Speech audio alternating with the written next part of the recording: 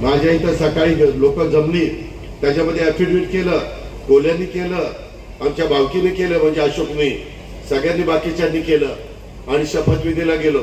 शपथविधीला पहिला शपथ उपमुख्यमंत्री म्हणून माझा, दुसरा सिनियरिटी प्रमाणे मला वाटतं भुजबळांचा, आणि बहुतेक तिसरा किंवा चौथा दिलीपरावांचा झाला. दिलीपराव वळसे पाटलाचा शपथविधी झाला की ह्याची सटकली. हे म्हणला की दादांनी ह्याला त्यांना मंत्रिमंडळात घ्यायला नको होतं, दादा एकटे जिल्ह्यामध्ये गेले असते तरी आमची कामं झाली असती, आपलं काय आता जमणार नाही. त्याच्या डाव्या आणि उजव्या हाताला कोण आमदार बसले होते त्यांना त्यांनी कानात सांगितलं. मला घरी आल्या आल्या आमदारांनी सांगितलं असं असं अशोक म्हणत होता, आणि नंतर तो तिकडे गेला. त्याला दाखवले गाजर, त्याला साहेबांनी सांगितलं पुढच्या वेळेस तूच मंत्री.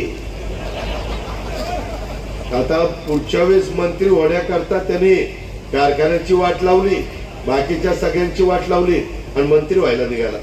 अरे पट्ट्या, तू आमदारच कसा होतो ते बघतो, मंत्री होतो का? अजित पवारने एकदा मनावर घेतलं तर मी मतदारांना मी आमदार होऊन दिलं नाही. आता मी पण चॅलेंज देतो, तो आमदारच कसा होतो काही पद्धतीने बघतो.